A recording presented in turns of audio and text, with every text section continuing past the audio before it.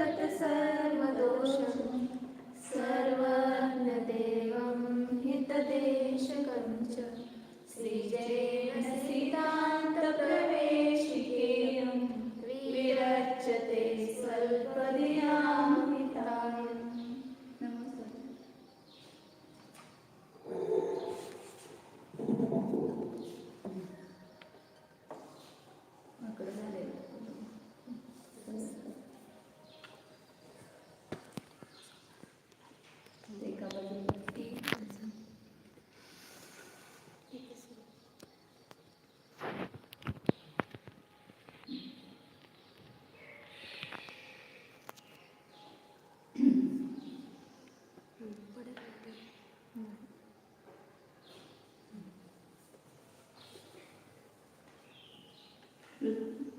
ज्ञानाचे किती भेद सांगितले? ज्ञानचेतनेचे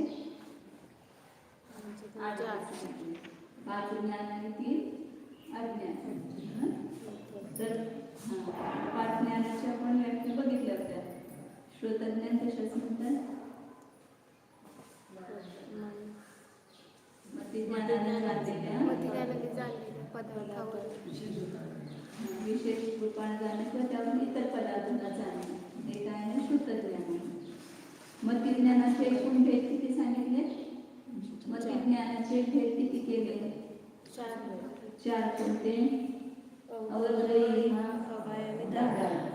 आणि ते पुन्हा किती भेद केले? उत्तर भेद 336 भेद केले. कशी केली 336 भेद? 5 इंद्रिय आणि मनाच्या द्वारे अवग्रह, इहा, अवाय आणि धारणा.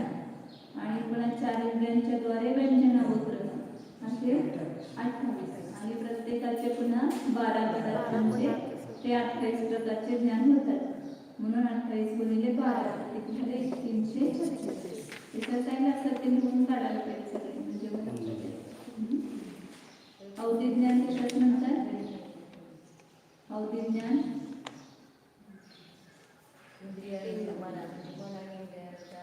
शिवाय त्यांच्या मर्यादेमध्ये कुणाला जाणते? फक्त आत्मिक शक्तीने कुणाला जाणते? अवधिज्ञान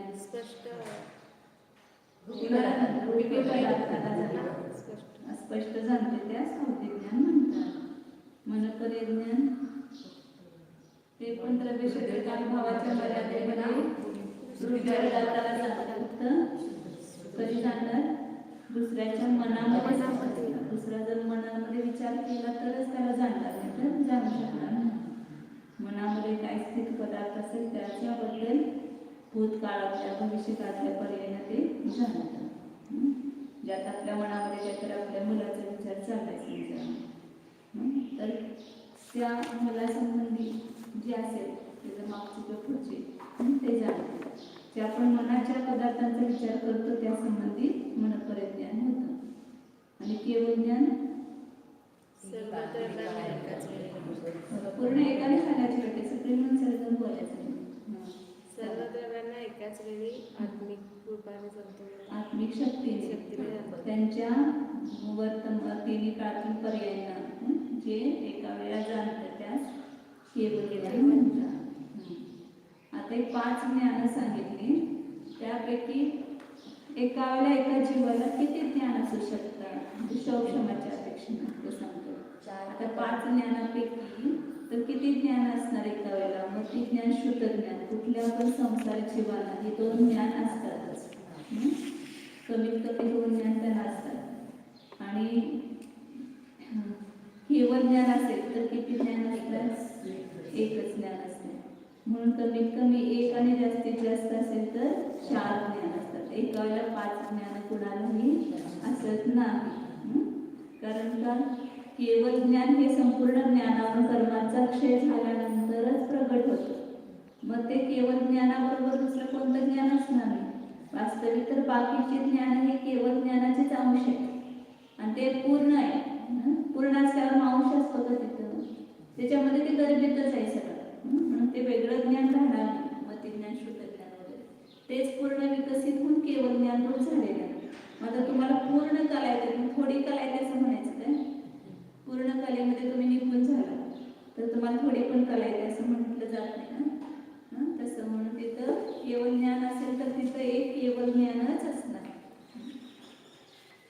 एक असेल तर कोणतं असणार? केवळ केवळ ज्ञान.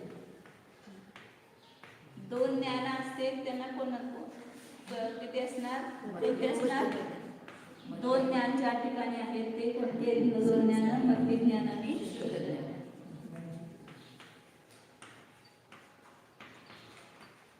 हे कोणाला असतात मती ज्ञान, श्रुत ज्ञान? आता तिथं कुमती आणि कुश्रुत याच्यामध्ये भेद करायचं. मती ज्ञान, श्रुत ज्ञान हे तर सम्यक ज्ञान आहे.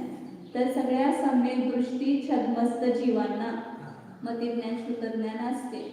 आणि कुमती कुश्रुत ज्ञान सगळ्या संसारी मिथ्यादृष्टी जीवांना, सगळ्या मिथ्यादृष्टी संसारी जीवांना कुमती कुश्रुत ज्ञान, आणि सम्यक दृष्टी जीवांना सुमती ज्ञान आणि श्रुत ज्ञान असणार.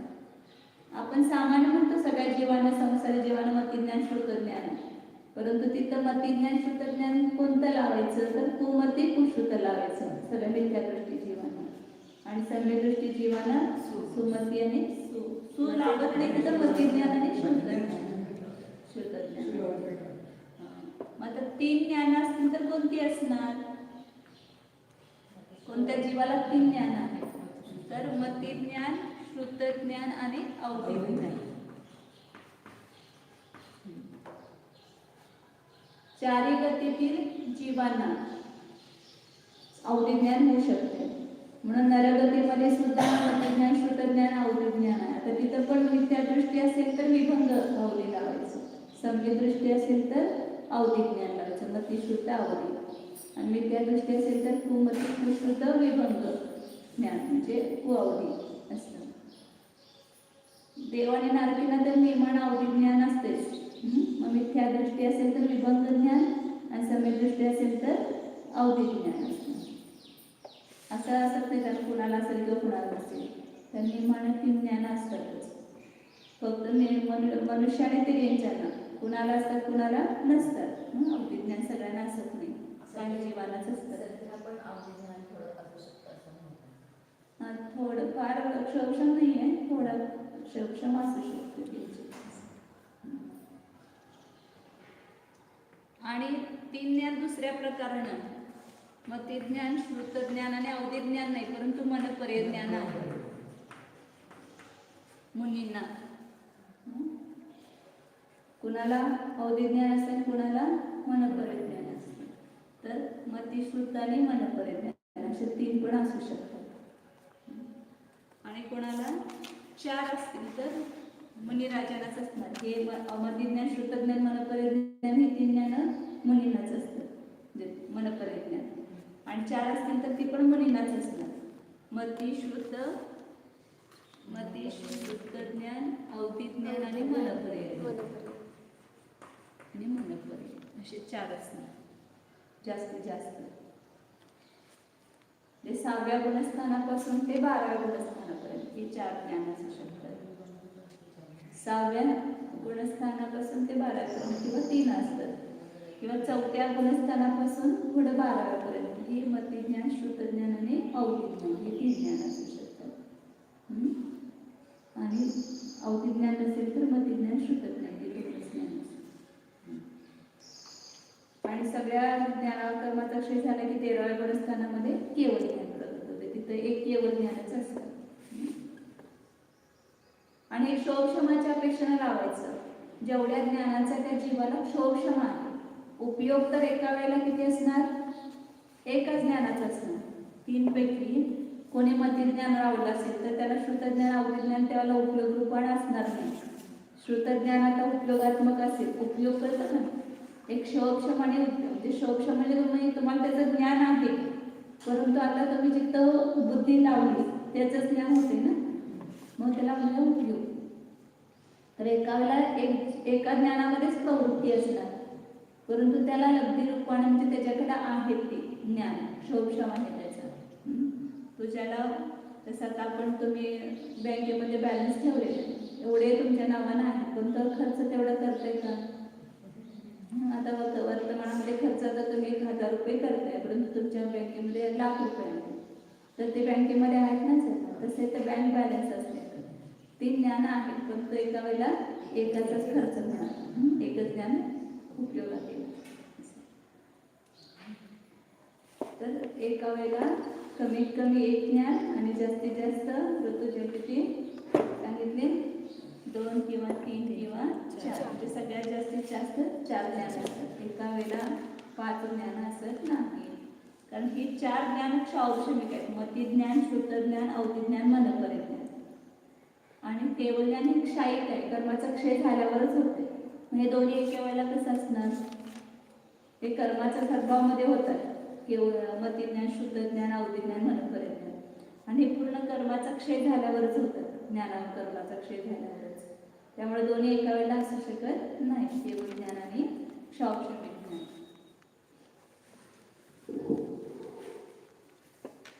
पुढं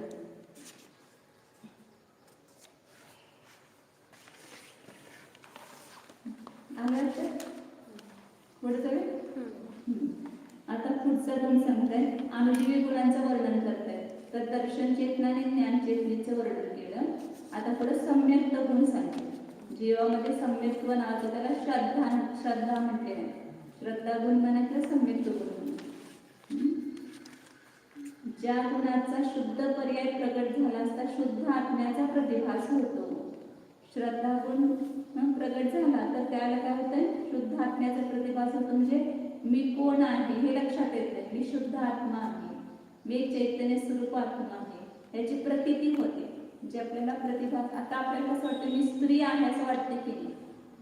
पर्यायामध्ये आपली आत्मबुद्धी आहे तर पर्याय रूपाने स्वतःचा प्रतिभास होतो. परंतु ज्या वेळेला ज्या जीवाला आत्मरूपाने स्वतःचा प्रतिभास होईल की मी एक आत्मा आहे, मी चैतन्य स्वरूप आहे अशी प्रतीती झाली की तिथं तो सम्यक गुण व्यक्त झाला. श्रद्धा गुण सम्यक रीतीनं प्रकट झाला. किंवा 7 तत्वांचं त्याला श्रद्धा नसतं. देवशास्त्र गुरुचं ज्याला श्रद्धा नाही तर त्या आत्म्याच्या विशुद्ध परिणामाला व्यवहार सम्यक गुण म्हणतात. तो पण सम्यक गुण आहे. श्रद्धा गुण हा कायम असतो जीवाजवळ आणि त्या श्रद्धा गुणाचीच मिथ्यात्व अवस्थेमध्ये मिथ्या दर्शन पर्याय असते आणि सम्यक दर्शन झाल्यानंतर त्याचीच सम्यक दर्शन रूप पर्याय असते. त्याने ते सम्यक गुण म्हटलेलं आहे. परंतु श्रद्धा गुण त्याचे 2 मिथ्यात्व आणि सम्यक हे त्याचे 2 पर्याय आहेत. एक विभाव पर्याय आणि एक स्वभाव पर्याय. मिथ्यात्व विभाव पर्याय आणि सम्यक ही स्वभाव पर्याय. जसं कुमती हे विभाव आणि सम्यक ज्ञान काय? मती ज्ञान, शुद्ध ज्ञान. तसं सम्यक गुणाचं कार्य काय सांगितलं? शुद्ध आत्म्याचं प्रतिभास होतं आणि 7 तत्वांचं श्रद्धा आणि खऱ्या देवशास्त्र गुरूंचं यथार्थ श्रद्धा होतं. त्यावेळेला जे आत्म्याच्या विशुद्ध परिणामाला जे विशुद्ध परिणाम होतात त्याला सम्यक गुण म्हणतात.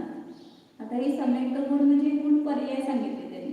वास्तविक बघायला गेलं तर सम्यक गुण म्हणजे सम्यक गुणाची पर्याय आहे. पुढं म्हणजे सगळ्यांच्या मध्ये आपल्यामध्ये आहे की नाही? सम्यक गुण सगळ्यांच्या मध्ये आहे की नाही?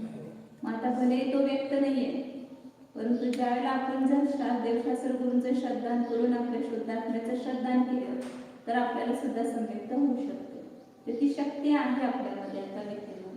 ती कशी झालेली आहे? आता शक्ती आपली आता पुष्कळांच्या मध्ये शक्ती असते परंतु समजा चांगलं कार्य करण्यासाठी लावली ती शक्ती तर चांगलं पण कार्य करू शकते आणि ती शक्ती जर त्याचा दुरुपयोग केला तर वाईट पण कार्य करू शकते. एखाद्यामध्ये शक्ती असेल तर तो काय करू शकतो? झाड खुडून पण काढू शकतो आणि कुणामध्ये शक्ती असेल तर ते झाड लावून त्याला वाढवू पण शकतो. तसं इतर सम्यक गुण म्हणजे श्रद्धा गुण आहे. जर तो विपरीत रूपाने परिणमला तर मिथ्यात्व रूप होतो, संसाराला कारण होतो.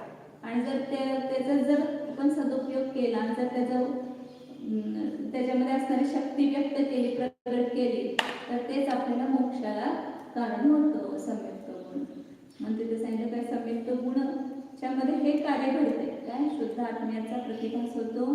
7 तत्वांचं श्रद्धान आणि देवशास्त्र गुरूंची यथार्थ श्रद्धा होते, भक्ती प्रकट होते. असा जो विशुद्ध रूप परिणाम आहे आत्म्याचा त्याला सम्यक गुण म्हणतात. 3 टप्पे लक्षात घ्यायचे. शुद्ध आत्म्याची प्रतीती, 7 तत्वांचं श्रद्धान आणि देवशास्त्र गुरूंचं श्रद्धा. ते क्रम आहे. देवशास्त्र गुरूंचं त्यानंतर 7 तत्वांचं श्रद्धान होतं आणि 7 तत्वांचं श्रद्धान झालं की आत्म्याचं श्रद्धान होतं. या क्रमानं जायला पाहिजे. पुढं चारित्र्य कशाच म्हणतात? अच्छा तो तुझ्याचं बाह्य व अभ्यंतर क्रियेचा निरोध केल्याने उत्पन्न होणाऱ्या आत्म्याच्या शुद्धी विशेषाला चारित्र्य म्हणतात. हे सगळं त्यांनी शुद्ध पर्याय रूपानेच घेतलेलं आहे सगळ्या गोष्टी. चारित्र्य म्हणजे काय केलं? बाह्य आणि अभ्यंतर क्रियेचा निरोध. बाह्य क्रिया कोणतीही पापरूप क्रिया, जे 5 प्रकारचे पाप वगैरे होतात, ती क्रियेचा निरोध केला आणि अंतरंगामध्ये राग द्वेष मोह परिणाम होतात याचा काय केला? निरोध केला, म्हणजे ते रोखलं, कशाय केले नाही आणि बाहेर कुठल्या पापक्रिया केल्या नाहीत. तर त्यामुळे जे आत्म्यामध्ये शुद्धी विशेष प्रगट होते. आता संयम धारण केला, त्यांच्या ठिकाणी शुद्धी होते की नाही? का शुद्धी होते त्यांच्या ठिकाणी? तर 5 पापांचा त्याग केलेला आहे. तुम्ही आंघोळ केला तरी सुद्धा तुम्ही थोड्या वेळानंतर तुम्हाला काय वाटतंय की पुन्हा आंघोळ करावी. आणि आम्ही कधीच आंघोळ करत नाही तर घाण वाटते का? मग कशामुळे शुद्धी झालेली आहे? तर अंतरंगामध्ये जी परिणामांची विशुद्धी आहे, त्या सगळ्या पापाचा त्याग केल्यामुळे आणि कशाय कमी केल्यामुळे अंतरंग आत्मा आपला पवित्र होतो. आणि आत्मा पवित्र असेल तर त्याचा गुण आपल्या बाहेर पण दिसून येतो. म्हणून काय सांगितलं? बाह्य आणि अभ्यंतर क्रियेचा निरोध केल्यामुळं जे आत्म्यामध्ये शुद्धी विशेष प्रगट होते त्याला चारित्र्य म्हणतात. म्हणून आपल्याला चारित्र्य गुण आहे सगळ्यांच्या मध्ये, तो काय करायचा? आपल्याला प्रगट करायचा, विकसित करायचा आहे. कसा होणार तो? तर कशाला रोकायला पाहिजे. सगळ्यात आपला घात करणार कोण आहे? लक्षात येते का? तेच लक्षात येत नाही. आपल्याला कशाही कमी करायचं आहे. आपण काय करतो? दुसऱ्यांच्या चुका बघतो.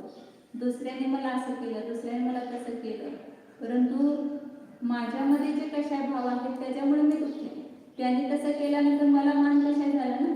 त्याने माझा मान राखलाच नाही, त्याने माझा विनयच केला नाही, तो मला असंच म्हटला आणि त्यामुळे आपल्याला क्रोध उत्पन्न झाला. आपल्याला मान कशा उत्पन्न झाले? त्यामुळे आपण दुःखी असतो. परंतु कशामुळे दुःखी असं वाटते? दुसऱ्यांच्यामुळे दुःखी असं वाटतं. तर हे कशाय जे आहे तेच आपल्या आत्म्याचा घात करणारे आहे. आणि त्याला जर आपण रोखलं तर आपल्या परिणामामध्ये विशुद्धी होते. तुम्ही बघा, करून प्रयोग करून बघा. जर आपण कषायाचा अभाव केला की आपल्याला सुख मिळते, तर कषाय केल्यामुळे सुख मिळते. हे दोन्हीचा प्रयोग करून बघा. तर अंतरंगामध्ये कषाय असतील तर आपल्याला शांती असते का?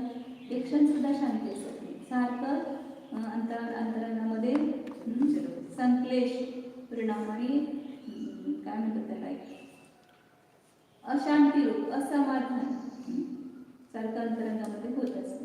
म्हणून आपल्याला जर शांती पाहिजे असेल तर आपण आपल्या कशाला आणि या बाह्य पापक्रियांना रोखायचं, तर आपल्यामध्ये चारित्र्य गुण प्रगट होतो. पुढे दिले असेल बाह्य क्रिया कशाच म्हणतात? हिंसाधिक 5 पापे करणे यास बाह्य क्रिया म्हणतात. म्हणून सगळ्या पहिल्यांदा दीक्षा घेताना कशाचा त्याग करतात? सगळ्या सावध्य योगाचा त्याग, म्हणजे सगळ्या पापक्रियांचा त्याग. मग हे बाकीचा आरंभ वगैरे का करत नाही साधू? तर सगळ्या हे पापक्रिया आहेत ना, त्याच्यामध्ये तुम्ही लोटून काढलं तर हिंसा होते की नाही? पाणी भरल्यानंतर हिंसा होते की नाही? व्यापार धंदा केल्यावर, शेती केल्यावर सगळी हिंसा होते ना. आता तुम्ही गाडीत बसून गेला तरी सुद्धा हिंसा होते ना. नाही, सगळ्या हिंसेचा त्याग केल्या म्हणताना हे सगळ्या क्रिया करत नाही. आणि साधू लोक करू लागलं तर समजायचं त्यांच्या ठिकाणी ही आरंभ क्रिया आहे. ही आरंभ क्रिया करणे योग्य नाही. तर बाह्यक्रिया म्हणजे काय? तर साधिक 5 पाप करणे यास बाह्यक्रिया म्हणतात. आणि अभ्यंतर क्रिया काय आहे? योग आणि कषाय या आत्मिक क्रिया, ते दिसत नाही बाहेर, म्हणून त्याला अभ्यंतर क्रिया म्हणतात. तर या दोन्हीचा निरोध केल्यामुळे काय प्रगट होतं? आत्म्यामध्ये चारित्र्य प्रगट होतं. योग कशास म्हणतात? अच्छा,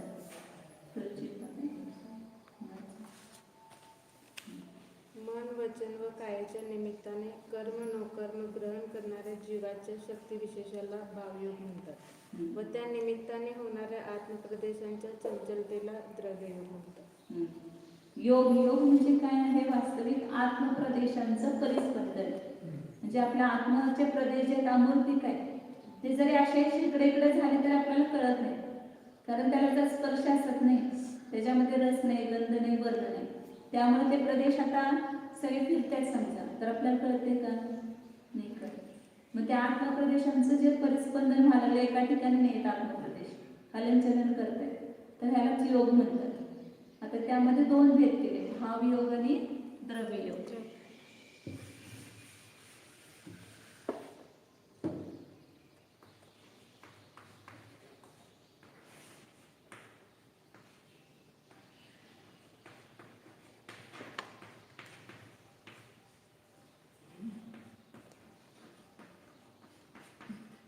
तर द्रव्य योग म्हणजे काय केलं त्यांनी की आत्मप्रदेशांचे जे परिस्पंदन होते, चंचलता, त्याला द्रव्य योग म्हटलं.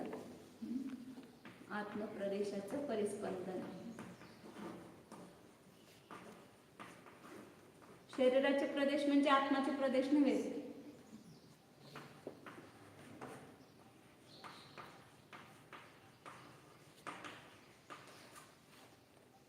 आणि ह्या निमित्ताने काय होते, मन वचन कायाच्या निमित्ताने हा जीव काय करतो, हे योग होतं वास्तविक. मन वर्गणा, वचन वर्गणा, काय वर्गणात आपल्याला बोलण्याचे भाव झाले, मनामध्ये विचार करण्याची आपली प्रवृत्ती झाली, प्रयत्न झाला, तर त्या ठिकाणी आत्मप्रदेशांचं हलनचलन होते. मग त्याला आपण मनोयोग नाव देतो. वचनाच्या निमित्ताने झालं असेल तर वचन योग, शरीराच्या निमित्ताने झालं असेल तर काय योग, असे 3 योग म्हटलेले, मनोयोग, वचन योग आणि काय योग. योग म्हणजे आत्मप्रदेशांचं परिस्पंदन, हलनचलन. तर आता तिथं ज्या वेळेला मनवचन कायच्या निमित्तानं परिस्पंदन होते, त्याला कर्म आणि नोकर्माला ग्रहण करण्याची शक्ती, त्याला काय म्हणलेलं, भाव योग. म्हणजे या योगामुळे जीव काय करतो, कर्म नोकर्म परमाणूंना ग्रहण करतो. मग ती ग्रहण करण्याची शक्ती, त्याला म्हटलं भाव योग.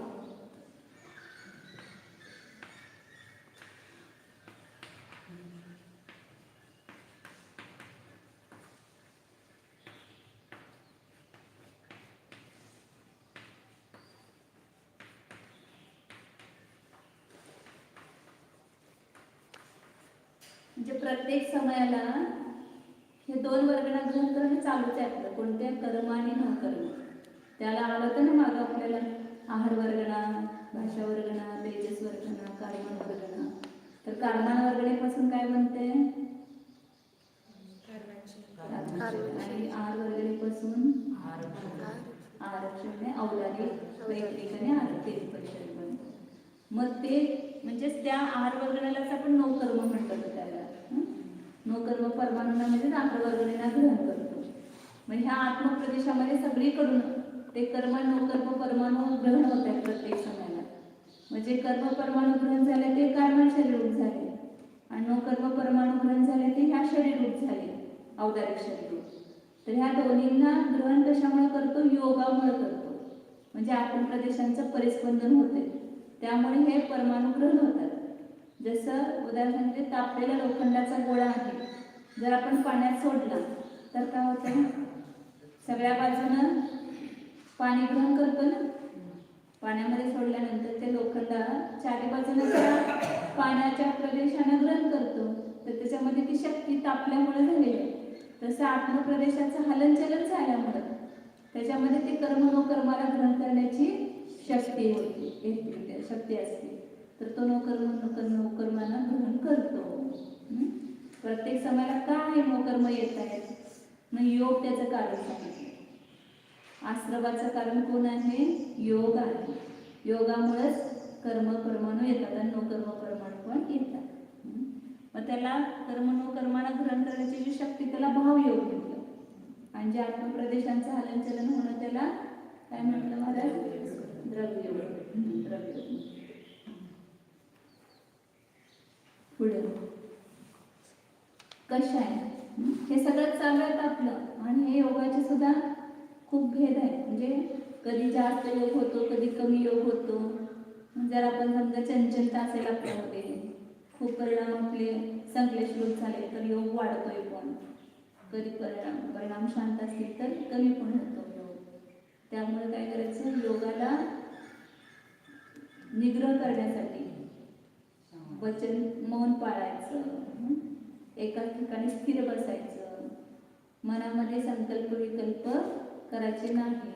तर काय होतं, आपण योग निरोध करून आपल्या जीवनामध्ये येते. त्या गोष्टींमुळे काय होते, कर्माची निर्जरा होते. हा काय कर्माची निर्जरा होते. कर्माची निर्जरा होते. कर्माची निर्जरा हे प्रॉफिट माहीतच नाही आपल्याला. कसं प्रॉफिट मिळवायचं. तुमचं कर्ज फिटलं तर ते तुमचं प्रॉफिट आहे की नाही. तुमच्या डोक्यावर खूप कर्ज आहे, तुम्ही इकडे पैसे मिळवा लागले आणि त्याचा हप्ता देऊन टाकला, तर ते हप्ता दिला तर तुमचं ते कर्ज भागलं, ते तुम्ही कर्जातून मुक्त झाला, तर ते तुमचं प्रॉफिटच आहे. तसं आहे आपल्या जवळ कर्माचं खूप कर्ज आहे. अनंत अनंत कर्मानं आपल्या जवळ आहेत सगळे. आता बांधलेले मागच्या असंख्यात काळामध्ये बांधलेले, असंख्यात भावामध्ये बांधलेले सुद्धा अजून आपल्या जवळ कर्म आहेत. मग ते कसे फिटणार. त्यासाठी काय करायचं, कर्मनिर्जरेचा उपाय करायचा. आणि कर्मनिर्जरेचा उपाय म्हणजे काय आहे, तर हे गुप्ती समिती हे सगळे कर्मनिर्जरेचे उपाय आहेत. स्वाध्याय हा सुद्धा कर्मनिर्जरेचा उपाय आहे. स्वाध्यायामुळे पण खूप कर्माची निर्जरा होते, परंतु तो स्वाध्याय तसा आपण एकाग्रतेनं आणि करून आपल्या परिणामांची विशुद्धी करायला पाहिजे. आपल्याला आनंद यायला पाहिजे तो स्वाध्याय करत असताना, तर ते आपल्या कर्माची काय होणार, निर्जरा होणार. असंख्यात गुणी कर्माची निर्जरा पण होते स्वाध्यायाने. आणि मग स्वाध्याय समजल्यानंतर आपल्याला आपोआप आनंद येतो ना. नाही समजलं तर आनंद येत नाही. आणि म्हणून शिकायचं त्यासाठी. हे शिकल्यानंतर आपण मोठमोठे ग्रंथ सुद्धा वाचल्यानंतर आपल्याला समजतात. काय सांगितलं, योग म्हणजे मनवचन कायच्या निमित्ताने कर्म व कर्माला ग्रहण करण्याची शक्ती, आणि त्या निमित्ताने आत्म्यामध्ये होणारा परिस्पर्ध. मनवचन कायच्या निमित्तानेच काय होते, आत्मा प्रदेशामध्ये परिस्पर्ध होतो. तर तो द्रव्य योग आहे. कशाने आता पुढे सांगतात, कशाच म्हणतात. हे सगळं शिकायचं कशासाठी, कशाय पण कशासाठी शिकायचं, कशाला ओळखायला यायला पाहिजे आपल्याला. आपल्याला तो ओळखायलाच येत नाही की मला कशाय झाला किंवा माझी चूक आहे. मी सगळं व्यवस्थितच आहे असं वाटतं आपल्याला, परंतु आपल्यामध्ये झालेला जो कशाय तो आपल्याला, आता जरा काय म्हणतो, तुम्ही जरा सारखा तिकडं लगेच कशा होतं. मला सारखं म्हणतात तू सरक की तिकडं, कशा झालं ना लगेच किती कशावर चालतं. प्रत्येक गोष्टीला एक मिनिटं सेकंद झाला सगळं कशा होते. क्रोध, मान, माया, लोभ, कुणाची चांगली वस्तू बघितली तरी किती छान आहे आपण पण घेऊन येऊया, लगेच लोभ कशा झाला. काहीतरी आपलं कार्य साधून घ्यायचं असेल तर लगेच काय करतो, मायाच्या करतो. नाही मी तसं केलंच नाही, मी तसं करतच नाही, मी तशी नाहीच, असं करून काय करतो आपलं झाकून ठेवतो. म्हणजे तो मायाच्या सारखं सेकंदाला एक कशावर त्याला आपल्याला ओळखून त्याच्यासाठी लक्षण शिकायचं. त्याचं ते माझे कशाय आहेत आणि हे मला घात करणारे आहेत, म्हणून ह्याचा मला नाश करायचा आहे. हे ओळखण्यासाठी हे सगळं शिकायचं. योग शिकल्यानंतर आता योगाचा काय करायचं, मला निरोध करायचा आहे. मनोवचन कायचा निरोध कशाने होणार, तर मौन धारण करणं, एका क्षणावर बसून ध्यान करणं, तर मनामध्ये कोणते अन्य अशुभ संकल्प विकल्प न आणणं. हे केलं तर आपल्या पिढीवर काय होतं, ताबा मिळतो. आता पुढे कशात नंतर सांगतात बघा, वाचा पहिले. आत्म्याच्या क्रोध, मान, माया, लोभरूपी विभाव परिणामाला कशाय म्हणतात. ते कशाय म्हणजे कश धातूपासून कशाय शब्द बनलाय.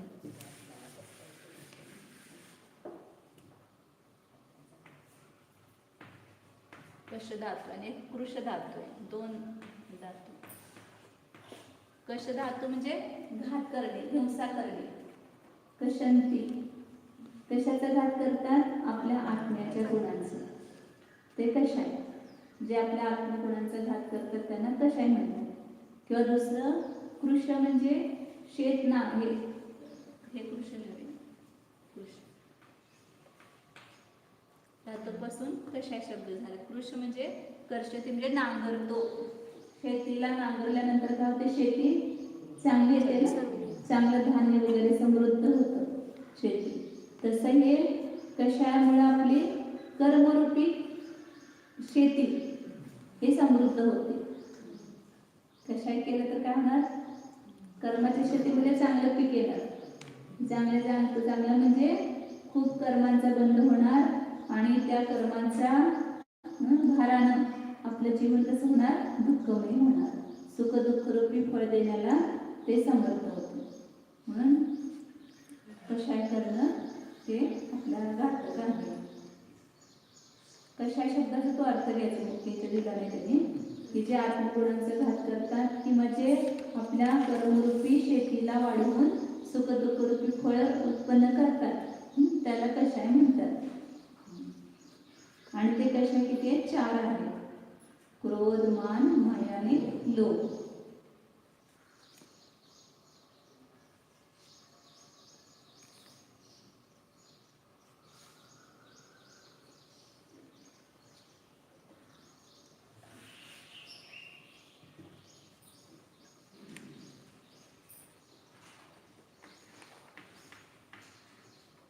कषायांचे 16 दिले, 16. तर इथं अनंतानुबंधी,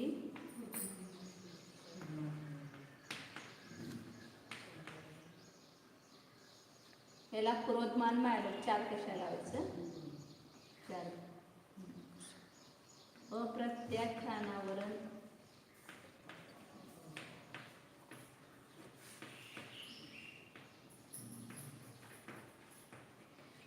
कशा प्रत्याख्यानावरून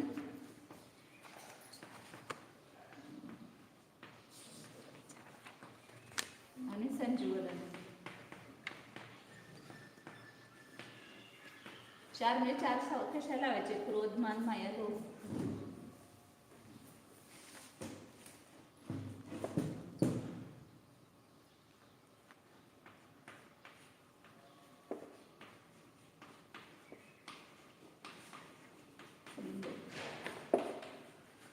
सगळ्याला लावायचं क्रोध, मान, माया, लोभ. सामान्य क्रोध, मान, माया, लोभाचं सगळीकडे स्वरूप येतच. क्रोध म्हणजे सगळ्यांना माहितीच आहे, चांगला परिचय आहे ना क्रोधाचा. आपल्याला मराठीत राग येणे त्याला म्हणतात, तर क्रोध. हिंदीमध्ये त्याला गुस्सा करणे. मान म्हणजे गर्व करणे, माया म्हणजे छल कपट करणे, लोभ म्हणजे हव्यास करणे, म्हणजे आसक्ती करणे, ते लोभ आहे. आता हे 4 कषाय पुन्हा 4 प्रकारचे सांगितले. आता ते चारित्राचे पण 4 भेद आहेत. 4 भेद आहेत म्हणजे 4 प्रकारचे आहेत. एक पहिला आहे स्वरूपाचरण चारित्र, देश चारित्र, सकल चारित्र आणि यथार्थ चारित्र. तर हे 4 प्रकारचे जे कषाय आहेत ते ह्या 4 प्रकारच्या चारित्राचा घात करतात.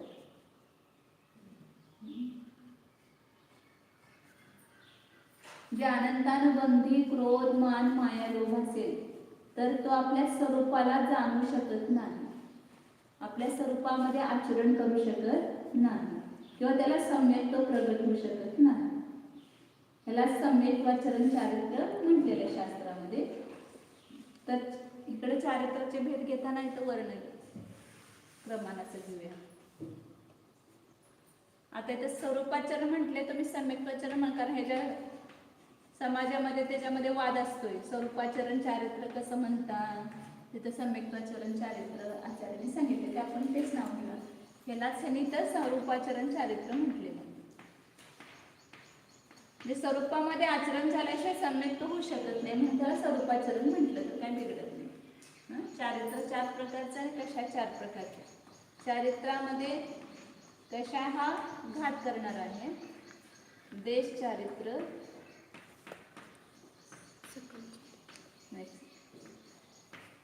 सकल चारित्र आणि यथाख्यात चारित्र.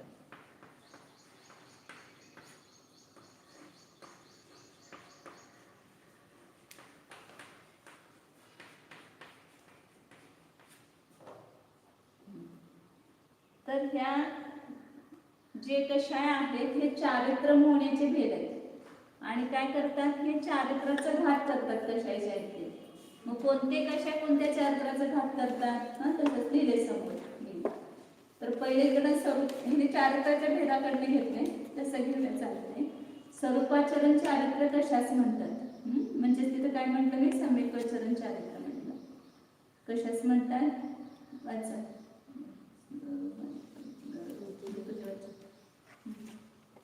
शुद्ध आत्म्याच्या प्रतीतीशी अविनाभावी असणाऱ्या चित्रविशेषाला स्वरूपाचरण चारित्र्य म्हणतात. हे चारित्र्य अनंतानुबंधी क्रोधाधिकांच्या उदयाच्या अभावामध्ये प्रकट होते. म्हणजे हे चार कशा आहेत ना, ह्याला झाकणारे आहेत. म्हणजे हे चारित्र्य प्रकट होऊ देत नाहीत. आता समजा मिथ्या दृष्टी आहे, त्याला कुठलं चारित्र्य नाहीये, त्याचं सगळं चारित्र्य कसं आहे, मिथ्या चारित्र्य आहे. आणि ज्या वेळेला समजा त्याने अनंतानुबंधी कशाचा अभाव केला, म्हणजे ह्या कशावर विजय मिळवला, त्या विजयाला कशावर विजय कसा होणार की ज्या वेळेला हा जीव आपल्या स्वरूपाला जाणतो. मिथ्यात्व तोपर्यंत त्याला आपल्या स्वरूपाचं भान नाहीये की मी कोण आहे. म्हणजे ज्याला लक्षात येते की मी हे शरीराधिक परद्रव्य नाही, तर मी एक शुद्ध चैतन्य स्वरूप आत्मा आहे, अशा आत्म्याची प्रतीती झाली, तर त्या ठिकाणी काय होतं, त्याला हे स्वरूपाचरण चारित्र्य प्रकट होते. म्हणजे सम्यक्त्वाचरण चारित्र्य प्रकट होते. ते त्याला सम्यक्त होतंय. कधी सम्यक्त होते? सम्यक्ताची प्राप्ती कधी होणार आपल्याला की ज्यावेळेला आपल्याला शुद्ध आत्म्याची प्रतीती झाली. म्हणजे मी शुद्ध चैतन्यमय आत्मा आहे असं वाटायला लागलं आपल्याला.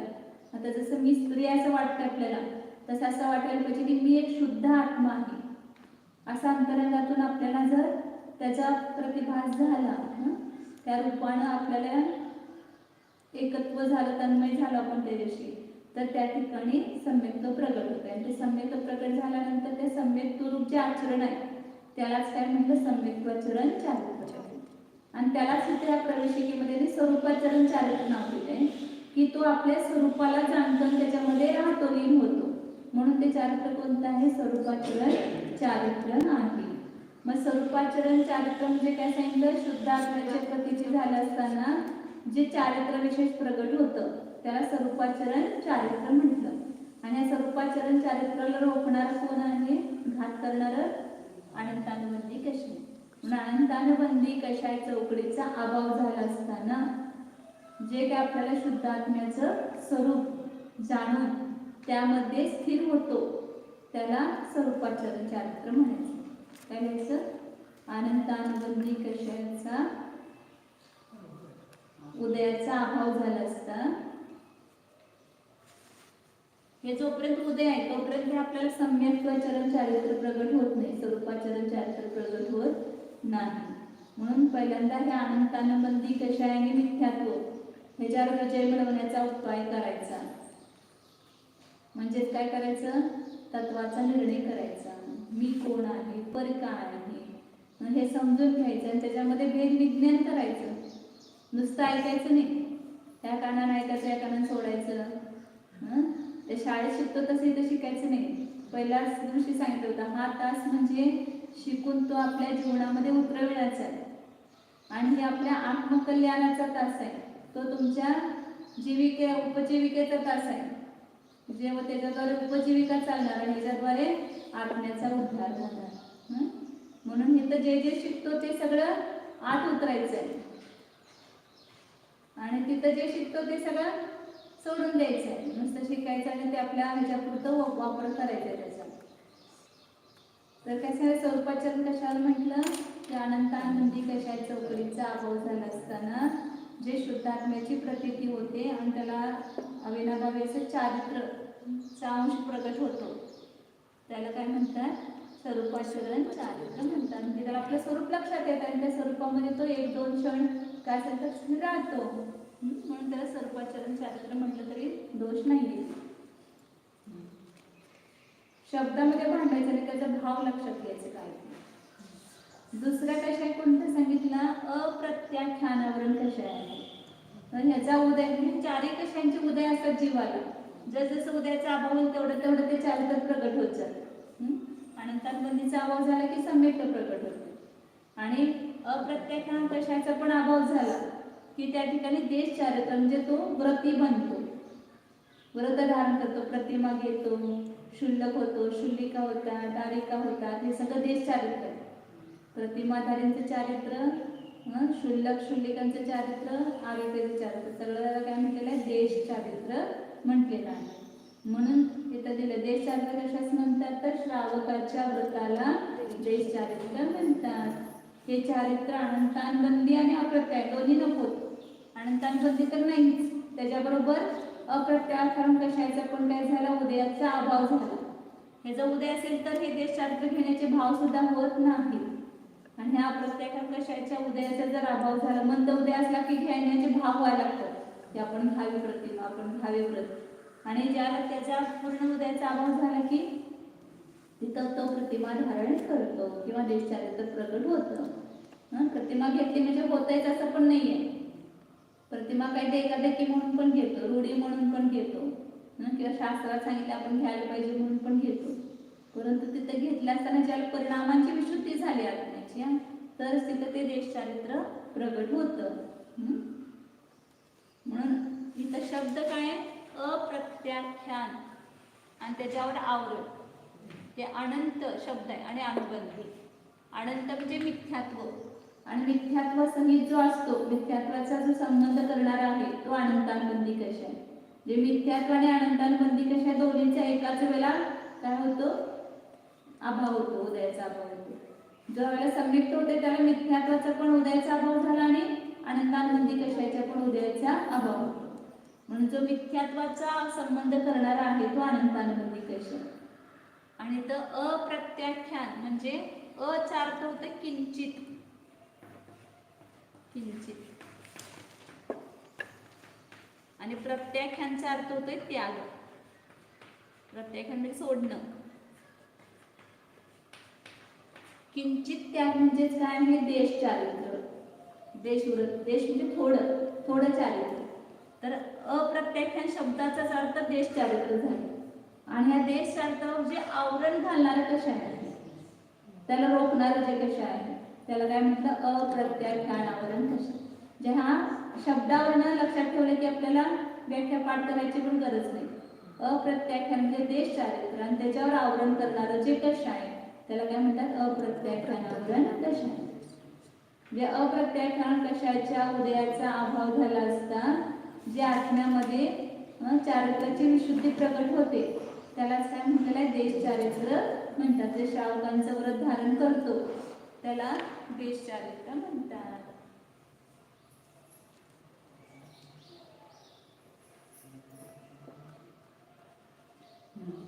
लक्षात आलं? भाव लक्षात घ्यायचा तुम्ही. मी तुम्हाला एवढं स्पष्ट करून सांगतो की तुम्हाला म्हणजे त्याची आयडिया क्लिअर एकदम व्हायला. नुसत्या शब्दामध्ये नाही बसायचं, ते शब्दांचे भाव पकडायचे. मग प्रत्येकान कशाचा पण अभाव झाला की चारी असतात पहिल्यांदा. अनंतानुबंधी कशाचा अभाव झाला की काय प्रगट होतं, सम्यक्त्वाचा. आणि अनंतानुबंधी कशा बरोबरच अप्रत्याख्यान कशाच्या पण उदयाचा अभाव झाला की काय प्रगट होतं, देश. आणि हे सगळं आपल्या पुरुषार्थानं होतंय. आपण प्रयत्न करत जायला पाहिजे. आपल्याला कळते अजून आम्ही तरुण आहे, कशाला आता प्रतिमा घ्यायची, म्हातारपणी बघू. आणि म्हातारपण झाल्यावर काय वाटतंय की आता मला काय होत नाही, सुनेच्या हातात आहे, त्याला मी काय करू शकत नाही, माझे गुडघे माझं अमुक होते, माझं तमुक होते. मग एक पण व्रत धारण करायला बघा तर म्हातारा माणसानं विचारा आता आम्ही कसं काय करणार आहे असं म्हणतात. आणि आता तरुणपणी काय म्हणणार आपण, अजून आमचे सगळे विषय भोगायचे आहेत. अगदी लहानपणापासून प्रतिमा घ्यायला पाहिजे. आपण घरामध्ये आपण हे सगळं करू शकतो जर आपण आपल्या प्रमादाला बंधन घातलं, प्रमाद सोडला, यत्नाच्या प्रवृत्ती ठेवली तर आपण जे आपण सगळं घरच आपण शुद्ध करायचं. म्हणून कशाला दोन दोन करायचे, त्या सगळ्या जीवन पण चांगले परिणाम होतील ना आपल्या निमित्तानं. त्यांना पण शुद्धच खाऊ घालायचं, आपण पण शुद्धच बनवायचं, सगळं घरात शुद्धच हे करायचं भोजन. शुद्धाचं करत बसायचं नाही. सगळंच आता पाणी असं मिळते आपल्याला, त्याच पाण्यामध्ये तेच जे मर्यादेचं पीठ वगैरे असते तेच त्यांना करायचं. काय नको ते त्यांना, आपण त्यांना चालते म्हणून आपण ते बिनमर्यादित घालतो. तर तसं न करताना आपलं सगळं घर शुद्ध बनवायचं. मग कोण कोण घेणार बघा आता प्रतिष्ठेमध्ये प्रतिमा. पंचकल्याने काय तर 5 जण तरी अच्छा असे 5 लोकांना तो प्रतिमा देणं आहे ना.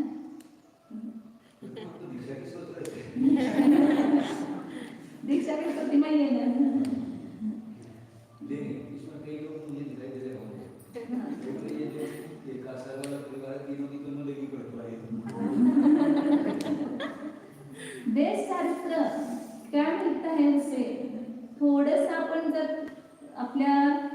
संसार बंधन घातलं असंयमावर, तर आपल्याला देश चारित्र्य मिळालं. देश चारित्र्य म्हणजे आपल्याला मोठी देणगी मिळाली, इनाम मिळाले आपल्याला.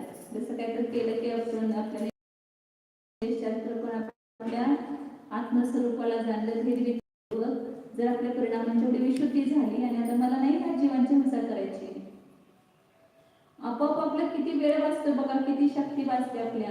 सगळं आपण बाह्य गोष्टीपासून परावृत्त होतो. हे खायचंच नाही तर बनवायचं कशाला आपण, मग त्यामध्ये किती वेळ जातो सगळे बनवण्यामध्ये. 8 दिवसात खायचं, मग ते सगळे पापड बनवा, शेवया बनवा, ते अमुक बनवा, ते बनवा, सगळं आपला वेळ जातो की सगळं एवढ्या दिवसात खायचंच नाही म्हटल्यावर आपल्याला आपोआप आपला वेळ कमी होतो. कमी वेळा जेवायचं आहे, 2च वेळा मला खायचं म्हटल्यानंतर ते खाण्यापिण्याचे वेळ कमी होतात. बघा तुम्ही करून बघा, म्हणजे लक्षात येते की आपण किती निवृत्त होतो पापापासून, आणि त्यामुळे आपल्याला आपल्या जीवनामध्ये सगळं वेळ किती मिळतो स्वतःच्या आत्मकल्याणासाठी. लक्षात येते. म्हणून देश चारित्र्य आपल्या जीवनामध्ये यायलाच पाहिजे, आपण धारण करू शकतो. आणि त्याच्यासाठी ह्या कशावर आपल्याला विजय मिळवायचा आहे. पण तिसरं चारित्र्य कोणतं सांगितलं? सकल चारित्र्य. तर सकल चारित्र्य इथं देश शब्द वापरला म्हणजे थोडं चारित्र्य. कारण का हे थोडं चारित्र्य म्हणजे काय आहे की पूर्ण पापांचा त्याग केलेला आहे. फक्त त्रस जीवांच्या हिंसेचा त्याग असतो गृहस्थाला. अजून स्थावर जीवाच्या हिंसेचा त्याग नाही. स्थावर जीव म्हणजे एकेंद्रिय. पाणी गाळून गरम करावंच लागतं, नंतर बाकीचं पृथ्वी खाणावीच लागते, नंतर वनस्पती तोडून त्याचा उपयोग करतो आपण. म्हणजे वनस्पती कायकांची हिंसा होतेच तिथं. अग्नी पेटवल्याशिवाय काहीच करू शकत नाही. वायू वारा घालतोच आपण, म्हणजे वायू काही जीवांची पण हिंसा होते. आणि या 5 स्थावर काय जीवांच्या हिंसेचा त्याग नाही, परंतु ती सुद्धा हिंसा विनाकारण करायची नाही. जेवढी आवश्यक असेल तेवढीच करायची. त्याच्यापेक्षा जास्त पाणी सांडणं, जास्त वनस्पतींचा घात करणं, किंवा विनाकारण पृथ्वी खोदणं, विनाकारण पाणी सांडणं, विनाकारण अग्नी पेटवणं, हे नको. जेवढं आवश्यक असेल तेवढं सोडून बाकी सगळ्याचा त्याग. आणि त्रस जीव म्हणजे जे द्विंद्रिय, त्रिंद्रिय, चतुरेंद्रिय, पंचेंद्रिय जीव आहे त्यांना बुद्धिपूर्वक न मारणं, म्हणजे संकल्पपूर्वक मी ह्यांना मारतो असं समजून न मारणं, म्हणजे तिथं तेच चारित्र्य आहे. अजून त्रस जीवांच्या हिंसेचा पण त्याग आरंभामध्ये होतो. लोटून काढताना, दळताना, काय धुणे धुताना, भांडी घासताना, ह्यामध्ये त्रस जीवांचा पण घात होतो. परंतु त्याचं सुद्धा तिथं बुद्धिपूर्वक म्हणजे संकल्पपूर्वक करायचा नाही. तेवढाच त्याग करायचा देशात घ्यायचं, म्हणजे बाकीचं तर होतेच त्याच्या ठिकाणी. म्हणून तिथं देश चारित्र्य का म्हटलं? त्रस जीवाच्या हिंसेचा त्याग केला, परंतु स्थावर जीवाच्या हिंसेचा त्याग केला नाही. म्हणून तिथं अंशिक चारित्र्य, देश चारित्र्य. आणि ज्या वेळेला दोन्ही हिंसेचा त्याग करतो, त्रस स्थावर सगळ्या जीवांच्या हिंसेचा मला कृतकार्यता अनुभवनीय त्याग आहे. सगळ्या प्रकारच्या असत्याचा त्याग आहे, सगळ्या प्रकारच्या चोरीचा. तिथं श्रावक कसं आहे, प्रॉफिट कमवण्यासाठी तेवढं तर खोटं बोलतो ना धंदा करताना. 5 रुपयाची वस्तू 10 रुपयाला विकतो, किंवा जेवढं प्रॉफिट घ्यायला पाहिजे तेवढं घेऊन विकतो. तिथं असत्य आहेच की, परंतु त्या असत्याचा त्याग नाही तिथं. परंतु मुनींना त्या असत्याचा पण त्याग आहे, सगळ्या प्रकारच्या असत्याचा त्याग असतो. म्हणून त्यांची महाव्रत असतात. सकल चारित्र्यामध्ये काय आहे? महाव्रत आहे. सगळ्या प्रकारच्या स्त्रियांचा त्याग. गृहस्थ फक्त आपल्या स्वस्त्री सोडून परस्त्रीचा त्याग करतो. चोरीमध्ये गृहस्थ जो आहे तो बाकीच्या वस्तू जो आहे, जे जसं सांगितलं ते धंदा वगैरे करताना तिथं थोडी बहुत चोरी होते, परंतु ती त्याला माफ आहे. परंतु मुनिराज सगळ्या प्रकारच्या चोरीचा ते कुठल्याही परद्रव्याला ग्रहण करत नाही दिल्याशिवाय. म्हणून ती त्यांचं कोणतं आहे? महाव्रत आहे. म्हणून काय सांगितलं की सकल चारित्र्य म्हणजे सगळ्या प्रकारच्या पापांचा त्याग. आणि त्या ठिकाणी मुनींचं व्रत जे आहे स्वीकारणं, त्याला सकल चारित्र्य म्हटलेलं. आणि ते कधी प्रगट होणार? मुनींचं चारित्र्य ह्या अनंतांमध्ये अप्रत्याख्यान प्रत्याख्यान. प्रत्याख्यान म्हणजे पूर्ण त्याग आणि त्यावर आवरण घालणार. प्रत्याख्यानचा अर्थ सकल चारित्र्य झालं, आणि त्याच्यावर जे आवरण घालणारं कशा आहे त्याला काय म्हणायचं? प्रत्याख्यानावर कशा आहे. आणि त्या प्रत्याख्यान कशाच्या उदयाचा अभाव झाला की काय प्रकट होणार? सकल चारित्र्य म्हणजे महाव्रत, मुनींचं व्रत. प्रगट होतं. आणि शेवटचं ठाकाय चारित्र हे 11व्या गुणस्थानामध्ये प्रगट होते. मग ज्या वेळेला ह्या चारी कशांचा अभाव झाला, संजीवलन कशा, ज्या मुलींना संजीवलन कशा असतो, तो त्या संजीवलन कशाला म्हणायचं की संयमाबरोबर जो कषाय प्रज्वलित असतो तो संजीवलन कषाय. परंतु या संजीवलन कषायाच्या उदयाचा अभाव झाला की जसं आपल्या आत्म्याचं स्वरूप आहे पूर्ण वितरागता तसं स्वरूप प्रगट होते. त्यालाच काय म्हणते यथाख्यात चारित्र. हे कुठं होतंय, सगळ्या कषायांचा अभाव झाल्यानंतर 11व्या गुणस्थानामध्ये 11, 12 गुणस्थानामध्ये 11, 12, 13, 14 या 4 गुणस्थानामध्ये यथाख्यात चारित्र. सम्यक्त्वाचरण चारित्र कुठं आहे, गुणस्थान 4. देश चारित्र कुठल्या गुणस्थानात आहे, 5व्या. सकल चारित्र 6 ते 10. सकल चारित्र 6 ते 10 गुणस्थानात आणि यथाख्यात चारित्र 11 ते 14 गुणस्थानापर्यंत असते.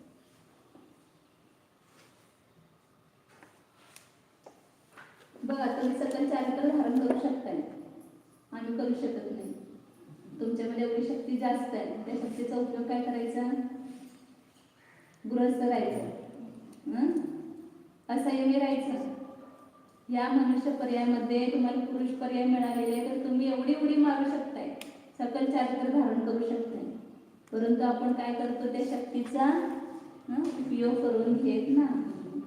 तर ह्या मनुष्यभावामध्ये हे संयम धारण करणं हाच आपला त्याचं फळ आहे. त्या मनुष्यभावाला मिळाल्याचं सार्थक आहे आपला मनुष्यभाव. आणि असंयम राहिलं तर काय, मग तिऱ्यांचे पण असंयमी राहतात, देव पण असंयमी आहेत, नारकी पण असंयमी आहेत. मग मनुष्यभाव मिळून उपयोग काय झाला आपल्याला. निवृत्त व्हायची जरा ग्रस्त अवस्थेतून मला माझ्या आत्म्याचं कल्याण करून घ्यायचं आहे. जन्मभर आपण संसार किती केला तरी संपणार नाही. आपल्याला वाटतं की आपल्याशिवाय होतच नाही, काय करून बघा, थोडंसं निवृत्त होऊन बघा, तर होतंय की नाही बघा तिथं. तर हे 4 प्रकारचं चारित्र आहे आणि हे 4 प्रकारचे कषाय आहे. हे ह्याच्या विरोधी आहे. ह्या कषायांचा अभाव झाला की हे चारित्र प्रगट होतात आणि हे चारित्र आत्म्याचा गुण आहे. हे 4 उद्या लक्षात पाठ करून या. नुसतं शिकवायचं चाललंय, तुमचं काय सपाट चाललंय सगळं. म्हणून मी परीक्षेचं पण आता थोडं टाळायला लागलं, कारण तुम्ही अभ्यासच करत नाही, कारण तुमचे कामं आहेत हे आहेत. मग 10 तारखेनंतरच तुमची परीक्षा घेतो, म्हणजे मग तुम्हाला अभ्यासाला वेळ मिळते. आणि तुम्ही कारण घेऊन उपयोग आहे, परीक्षा कशासाठी घ्यायची, अभ्यास करण्यासाठी. आणि अभ्यास न करता परीक्षा देऊन काय उपयोग नाही. म्हणून 10 तारखेनंतर 2-3 दिवस झाले की तुमची परीक्षा घ्या.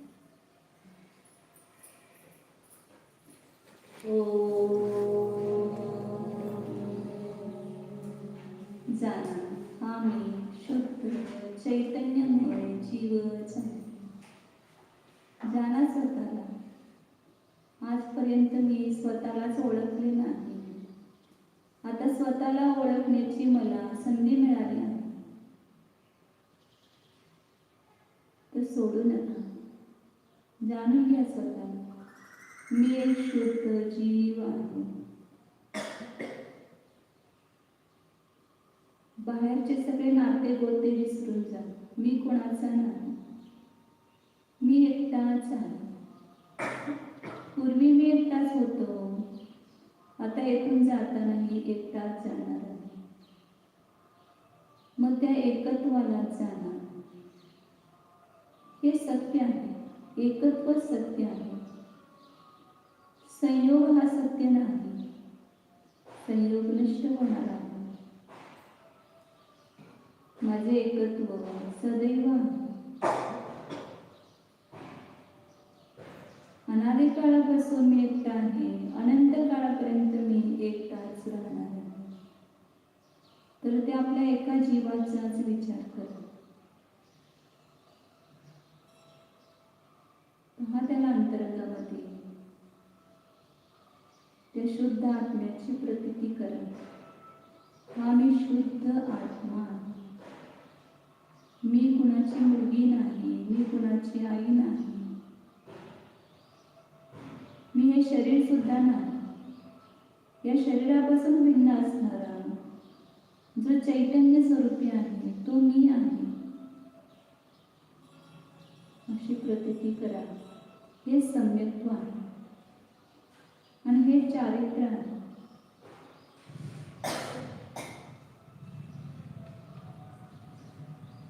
शुद्ध चिदानंद स्वरूप ज्ञानानंद स्वरूप एकत्व स्वरूप शुद्धो एको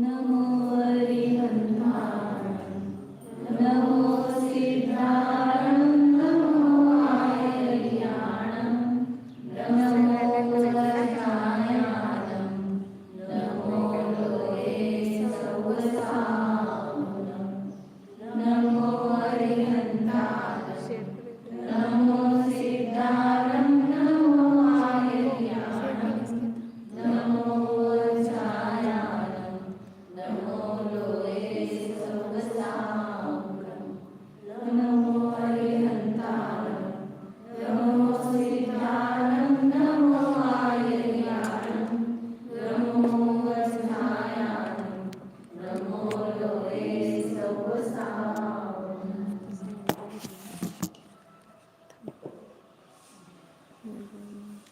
काय करायचं सेव्ह हायलाइट झाले की होईल save ना highlight ते. आहे. नेट 1 मिनिट व्हिडिओ इज नीट सांगायचं. विजापूरच्या ताई का घेत नाहीत प्रतिमा? का घेत नाही? बघ नाही ते बंद होत नाही चालू आहे. खाली एवढं खाली काय नाही जमत. आता पावसाचं पण पाणी साठवून करतात. शेअर असते का मग? नाही शेअर काय करायचं काय सेव्ह हायलाइट असतं ना, खाली सेव्ह टाकी झालं. घ्यायची. घर असेलच की तुमचं. तिथे बाहेर आणि ते खाली टाकी करून घ्यायची काय करायचं? आणि ते कच्चीवर अपलोड पाणी करायचंय. सोडायचं. मग ते पाणी 1 वर्षभर आपण वापरायचं आणि वर्षानंतर मग त्याचं पुन्हा हे करून स्वच्छ करून पुन्हा करायचं.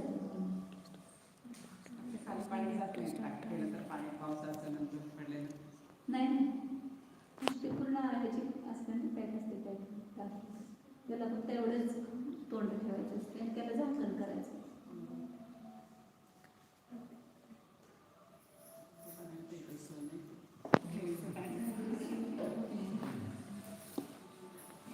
दुसरा चेक करा आणि डन करा.